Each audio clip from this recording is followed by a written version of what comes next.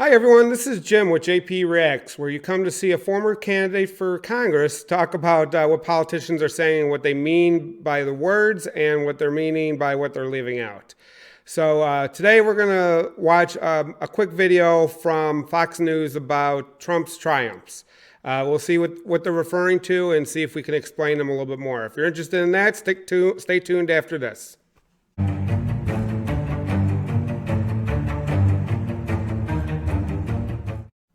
Okay, so we'll get right into it. This is a video again from Fox News. It's the Laura Ingraham show. Fox News, as you know, is a conservative outlet that really favors President Trump. So we want to see exactly what they're talking about and if it makes sense. So let's listen in. Trump's triumphs. That's the focus of tonight's angle. As I close out this year, I thought it was super important to reiterate just how fortunate we were to have had a president like Donald Trump for 4 years. Now, forget the savagery of his critics, the rank media bias, and of course the controversy surrounding the 2020 election, mail-in ballots. Set that aside for just a moment. And just focus on what President Trump, against incredibly strong headwinds, did for our economy. Just to start out, not really sure where she's going to go with this when she's talking about how he's done for our economy. But there wasn't very many changes that he did, besides some tax cuts that ended up really favoring the wealthy and big business.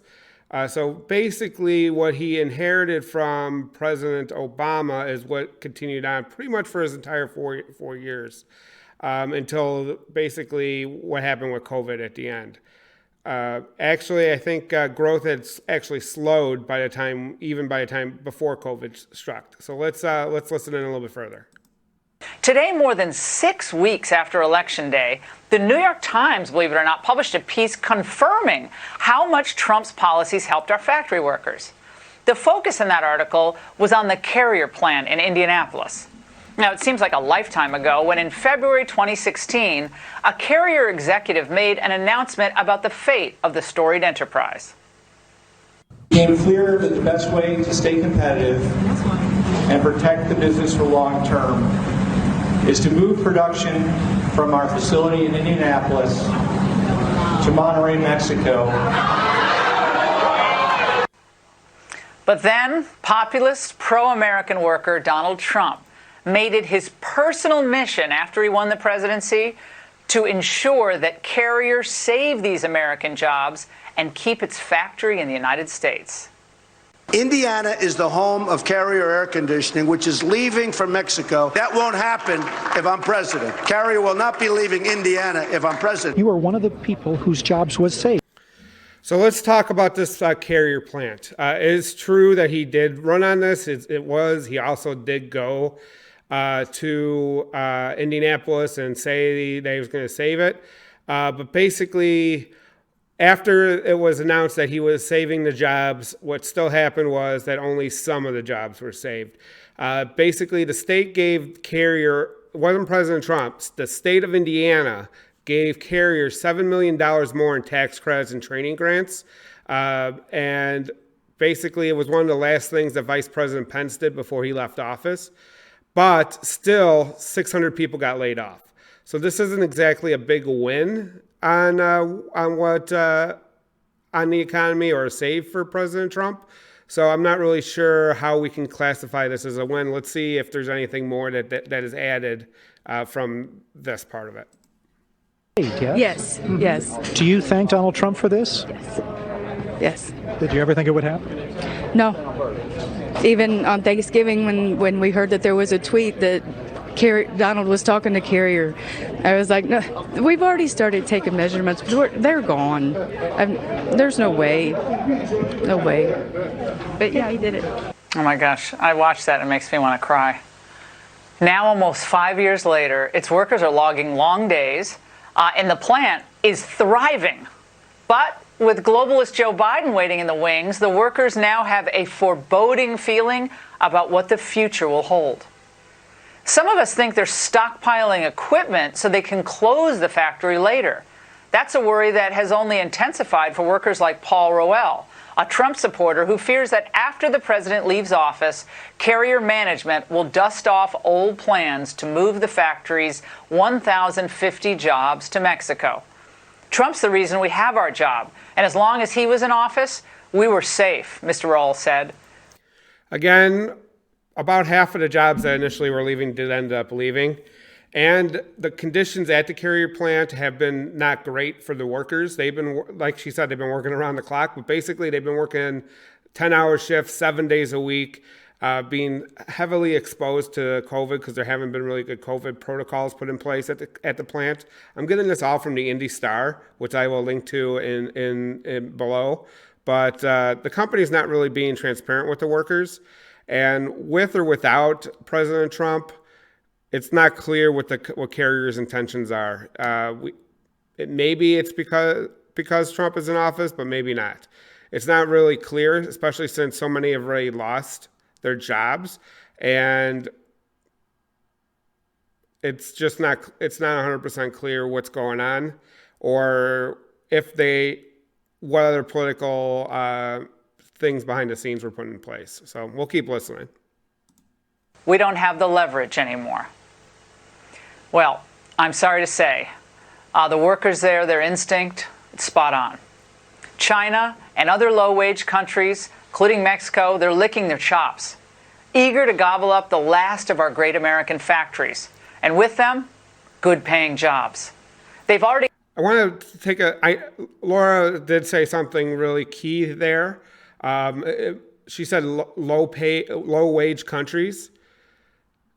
What that means is it doesn't really matter what state taxes or federal taxes or regulations have to do with it. It's all about the wages of the workers. The only way for the company to stay in the United States, if it's intending to leave, is if all the workers take a huge pay cut, lower than probably the federally mandated minimum wage to match some of the low-wage countries that she's referring to. So is that really a good job then to keep it in the country if the wages are as low as some of those low-wage locations? Personally, I don't think so, but I guess it'd be up to you to decide that. Gotten the EU to agree in principle that China has to a major investment agreement. That was just announced.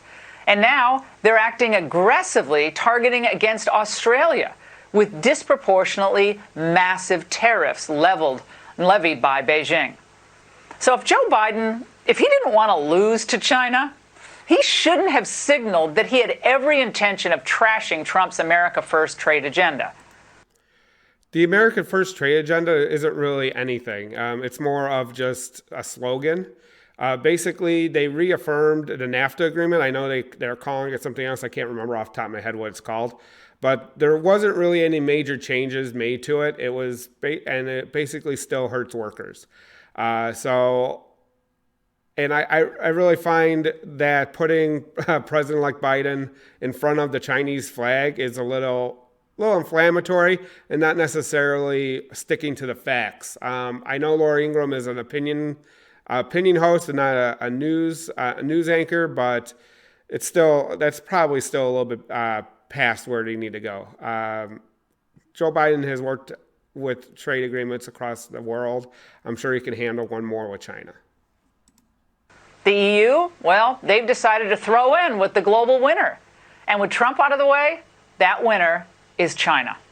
Now, in this scenario, the rich international conglomerates, they'll get richer. Wall Street, they'll get a lot richer too. As they all... Just point of fact, that's been happening under President Trump now, based on the current, the last tax law that was passed in his first year. Most of that went to Wall Street. Most of that went to big business. Most of that went to the wealthy. It didn't trickle down to any of the regular workers. All engage in ruthless global arbitrage without one whit of concern when entire American industries are dismantled and shipped overseas. Isn't globalization wonderful? You know, that's what they're going to say. They're going to say, look at all these cheap products we have. Toys are so cheap, and you can buy a pair of pants for, $4. What a travesty.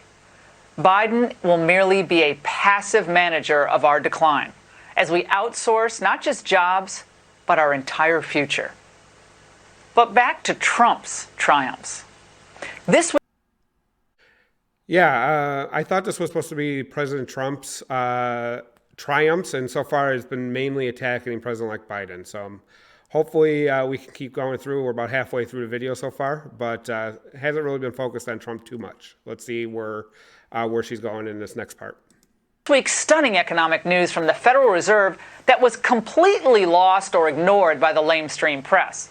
I'm talking about the Fed's projections for the U.S. economy, which in convenient timing exceed its projections from just a few months ago as the fall campaign season got underway. Now, the main reason was the change was reflective of the winner of the election. It's not a real big shock. Plus, things are different now that the vaccine is definitely coming. That wasn't present before the election. So we could say, oh, it's convenient, but it really isn't. It's just things change when the facts on the ground change. And that's what happened. We had an election that's going to affect projections, and then we had the vaccine come out that's going to affect projections. There's no grand conspiracy here. It's just the way things work in the real world. So I'm not really sure where she's going with this. She's smart enough to know this, so it's hard to take her surprise seriously. But let's see where she's going. Find on page 2 of this document that the change in real GDP for 2020 is now projected to be negative 2.4%. That's an improvement from the prediction of negative 3.7% in September. In other words, what will be an economic disaster for much of the world, including Europe, will be only a mild recession for Americans under Trump. Trump, the Republican governors who kept things open, and the American people saved the U.S. economy. That's pushing it a little bit. The Republican governors and Trump have made the outbreak in the coronavirus so much worse. And it's led to so many more infections, so many more deaths. We're currently, as of what day is today? Today's the 20th. It's about 7 p.m. We're at almost 18 million cases and over 317,000 deaths. Now, that's a lot of death and a lot of cases of people that are going to be feeling the remnants of this for a long time. We don't know the long-term effects of the COVID virus. We don't know if it's going to affect people long-term. We do know that people have had problems with it for months after they have recovered. They're still having trouble breathing, still having fatigue, still having headaches. And there have been long-term effects to their lungs that we can't know what the effect is going to be. So death isn't the only thing that's the problem with the coronavirus. It was also the long-term effects and people being sick and in the hospital. And the unemployment rate for 2020 is projected to be 6.7%. That's an improvement from the 7.6% they were predicting back in September. Again, this figure would be much worse if we had listened to Team Lockdown. The Fed projects a booming economy over the next 2 years, 4.2% growth in 2021, and the 2023 unemployment rate should be down, they say, to 3.7%. I want to take a moment on the projections. Just like the ones we just talked about where facts on the ground changed the projections as much as they did, 2-year projections are impossible to make. So many things are going to change. So many things could be affected. Really depends on how well Congress and President Biden work together. And 2-year projections could be way off. They make these projections. They usually make 10-year projections too. And basically, they're all a bunch of garbage. That far out, there's too many different variables that could affect the change, and I wouldn't put too much stock in what it is. Even when you hear politicians talk about how their plan is going to create so many jobs, it's going to have so much growth in GDP, you can't really, those are based on projections that go out for 10 years. As you know, nobody knew COVID was coming. it couldn't be built into the projections. Same thing moving forward. There's always something every single year that affects the projections, and you can't just rely on them. It's very unwise to bank on projections. In short, President Trump has effectively solved the problems created by the pandemic. He said we'd develop a vaccine by the end of the year, and we did. He said we'd ensure that the cure wasn't worse than the disease, and looks like he did that too. He's left Biden with vaccines and an economy that is set to boom. If that boom doesn't happen, well, let's put that in some perspective. We did get a vaccine from 2 companies that have been approved as of this recording, neither of which participated in the president's warp speed program. President Trump had declined hundreds of millions of vaccines from Pfizer, and there's no plan to get the vaccine from the companies to people. Even this week, they've cut back the amount being delivered to many countries. Florida has announced Illinois, other states across the country, and there's not a real good plan for the logistics of delivering the vaccine to the people. And the disease being worse than the cure with the lockdowns, clearly it hasn't. By not having some sort of national plan, we've lost almost 320,000 people to this, and by the time it's all over, we'll probably be closer to 500,000. I don't think losing 500,000 people is worth what we gained isn't worth, because we still lost all the jobs. The economy still shrunk. Maybe it'll come back right away. We don't know. With 320 to 500,000 people dead, that's going to put a strain on the economy no matter what. We're still going to have long-term effects of healthcare on the healthcare system. Nurses, doctors, and other healthcare workers have been way overstressed, way overworked, and we could see major shortages in those areas as people leave because they just can't keep working there. So I'm not really sure that she's framing this under factual basis. We're all going to know who's to blame. Now, it's odd that all of these numbers, these revised projections, they got so much better after the election. Isn't that weird?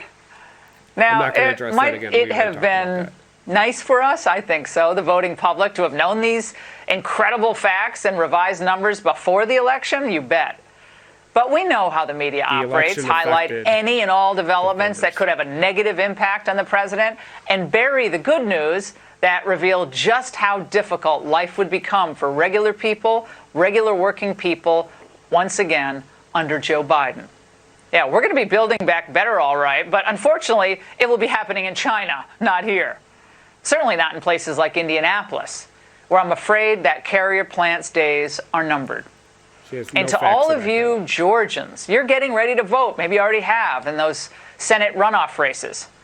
You all should be asking yourself, which senators will be more likely to support policies that make it harder to ship jobs, manufacturing jobs, overseas? And which senators will make it easier to do so? Let's be real about that. Also, which senators will work to preserve all other good-paying jobs, including those that relate to the oil and gas industry? Well, I think you know the answer. And tonight, I want to say thank you to President Trump for what you did for the forgotten man and woman across this country and for American industry, and also for the families that don't want handouts. They want a government that works for them. They want the dignity of decent wages for a full day's work. The last 4 years are a prime example of what a president should be doing for the people. You may be brash at times, and the liberals don't like that, Mr. President, but you got things done. You put America first, and that is what's truly important. Merry Christmas to all of you, and Merry Christmas to the entire Trump family for what they sacrificed over the last 4 years. And that's the angle. Okay, so I'm not really sure where she was going with that end part. It seemed like she just really wanted to thank President Trump, which is fine. Everybody has their own political point of view, and everybody can have their opinion on things. What the Trump sacrificed, I'm not going to look it up, but they did pretty well under his presidency. All the trips to Mar-a-Lago, all the foreign diplomats staying at Trump hotels, they did fine.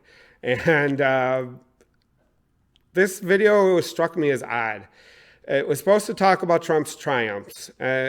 She brought up the carrier plant, which we talked about, really wasn't a triumph. And then she brought up basically that the projections on the economy changed recently, different than what was projected prior to the election. And she seems to think this is some sort of grand conspiracy when it really, like we talked about, really just is based on the facts on the ground. And I thought for sure she'd be listing a bunch of Trump's triumphs. So I'm not really sure where the rest of them is, or if this is like going to be a series. It doesn't sound like it, but who knows? So hopefully there's more triumphs that they'd like to highlight for President Trump. Even though a lot of people disagreed with him, he did accomplish some things. And the fact is that they spent 8 minutes and only really talked about one that really wasn't an accomplishment at all. Is concerning that even the network that is the most, of the major networks, the network that is the most pro-Trump is only talking about one over 4 years. So hopefully you got some information out of this, especially when we're talking about the projections. I know this seemed like a very political story. I thought it'd be more about policy. I apologize for that. But at least we got to talk about projections and how you should be reacting to them. Again, the longer out the projection, the more basically the garbage they are. So I really wouldn't put too much stock in them at all. Hopefully you learned a little bit about that. And if you did, please like this video. If you didn't and you just thought I was crazy, you could obviously dislike it and tell me below what you think of Trump's triumphs. Were there more than what Laura Ingraham was talking about? I'm happy to hear them. If you have a good video that kind of lays them all out, I'd be happy to talk through that one too. This one was confusing to me. So please also subscribe to the channel if you want to see the next video. It's coming down to it now where President-elect Biden is going to be turning into President Biden. So hopefully we can move past this and move into the future. Until then, I'll see you around the internet, and you have a great day. Bye.